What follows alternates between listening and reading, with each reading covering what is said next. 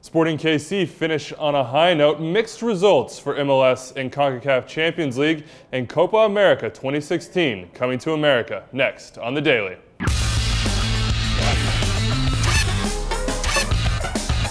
Hello and welcome to The Daily. It is Thursday, October 25th. I'm Andrew Wiebe. Next to me, Greg Lalas. And Greg, they decided the Eastern Conference last night. Sporting Kansas City, a 2-1 victory over the Philadelphia Union. Goals from Jacob Peterson and CJ Sapong. But the question I have for you after this one, you've got three guys on that team, Sapong, Kamara, Graham Zusi. Who is actually the most important offensive cog? I think if you look at what happened last night, and really what's happened sort of toward the end of the season, I think Kamara has become the most vital member of the attack in particular for Sporting Kansas City. I love what Graham Zusi does. We all know that. Sapong is slowly developing into a fantastic striker. But Kamara can change games on his own. He's got the size, he's got the pace, and I think you see now he has the confidence. The second goal, when he took on three people, rushed down the middle, and then played a beautiful pass into Sapong, that's what showed it to me. Yeah, and that is priceless for Sporting Kansas City, that little bit of unpredictability. Of course, you talked about Sapong. We had two very young strikers in this game, guys that could be pieces of that U.S. national team going forward, Sapong and Jack Mcinerney. Jack did not get a goal. He hit the post. But who do you take if you're building a team? Well, Jack Mack came into this game having scored goals in 4 straight games. So he comes into this one, he does hit the post. Look, we saw it last night on Twitter, actually. There were some conversations. Our own armchair analyst put it out there, Matt Doyle. He said, if you were building a team, money was no object, and you had to sign a player, would you sign CJ Sapong or Jack McInerney? Great question. I think in MLS, CJ Sapong is actually a more effective weapon. His size, his speed, and his confidence in particular is great.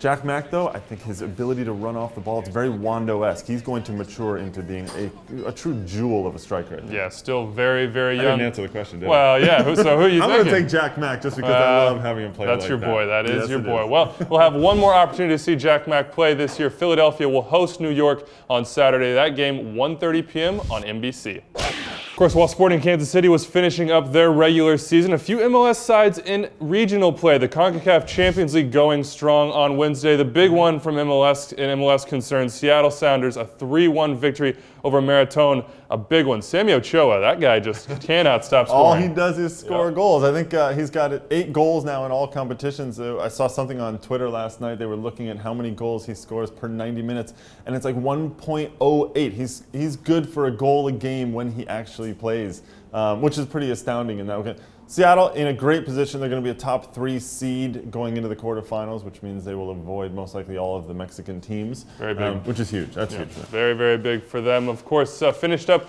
with 12 points. The other team in action in MLS hasn't gone quite so well for Toronto FC this time around. Made it into the knockout stages last year. Santos doing the deed in that one. They do it again. Come on.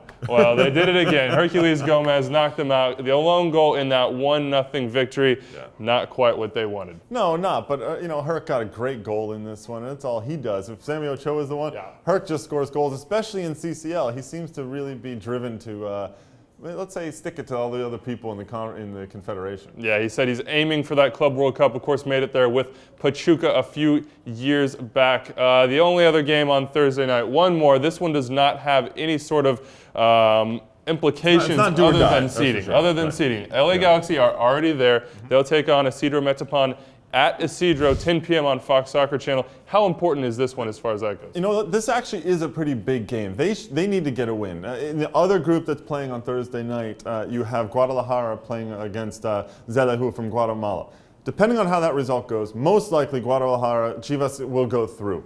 But for the Galaxy, what's important here is to try and get a little bit of a higher seed. If they can get a win and things go the way they should at Chivas, then the Galaxy will end up having to play a team from Costa Rica.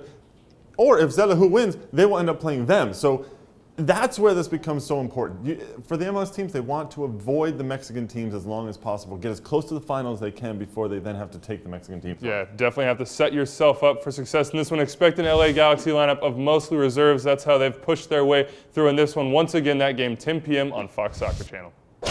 Well, the most exciting news of the day had nothing to do with MLS. Copa America coming to U.S. shores in 2016. the celebration, the 100-year anniversary of that magnificent tournament. The U.S., Mexico, 4 other CONCACAF teams are going to be a part. All 10 CONMEBOL teams come to the U.S. How big is this, Greg? Say it with me, first of all, right? The Copa America Centenario. This is the 100th anniversary of CONMEBOL. They're going to put all this together. We've been almost clamoring for this. We heard some rumors earlier in the year. Now it's going to happen. 2016, 16 teams together, 10 from South America, 6 from CONCACAF.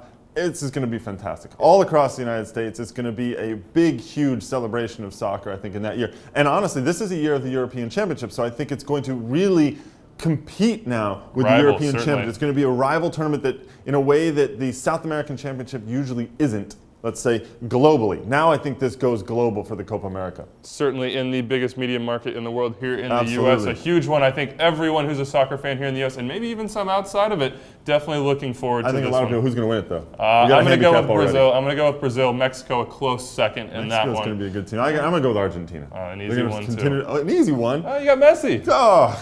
Okay. We're both taking the easy way out. Anyway, that's all we have for you today. Venezuela's going to win. No. Well, maybe. We'll see. Anyway, we'll get out of here for now. Extra Time Radio this afternoon. I'm sure Simon and I will discuss that Copa America and everything else going on here in MLS. Until then, though, we'll see you on Friday.